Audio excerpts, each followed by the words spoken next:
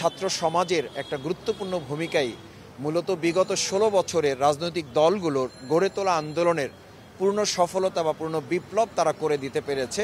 সেই ছাত্র সংগঠনের একটা গুরুত্বপূর্ণ দিক হচ্ছে বাংলাদেশ ইসলামী ছাত্র শিবির, যারা সরাসরি ময়দানে থেকে, সরাসরি মাঠে থেকে বুদ্ধি দিয়ে, পরামর্শ দিয়ে, সহযোগিতা দিয়ে, জীবন বাজি রেখে তারা গুম হয়েছে, খুনের শিকার হয়েছে, তারা শহীদ হয়েছে, মিথ্যা মামলার আসামি হয়েছে, বহু ভাইকে নির্যাতন নিপীড়নের মুখে পড়তে হয়েছে। তারপরও এই জালিমের কাছে যারা আত্মসমর্পণ করে নাই, সেই প্রিয় কাফেলার আজকের এই 2025 সালের নববর্ষের যে প্রকাশনা উৎসব, এই প্রকাশনা উৎসবে আসতে পেরে আল্লাহ শুকরিয়া আদায় করছি। এবং আমাদের প্রিয় সংগঠন যারা ছাত্র সমাজের সাথে থেকে নেতৃত্ব দিয়ে বাংলাদেশকে নতুন করে আরেকবার মুক্ত করেছে, সেই ছাত্র শিবিরকে ধন্যবাদ জানাই, অভিনন্দন জানাই, তাদের প্রতি কৃতজ্ঞতা জানাই যে দেশের জাতির প্রতি একটা কৃতজ্ঞতা, দায়বদ্ধতার জায়গা থেকে এই তরুণ প্রজন্মকে গড়ে তোলার অংশ হিসাবে তারা আজকের এই প্রকাশনা উৎসবের আয়োজন করেছে।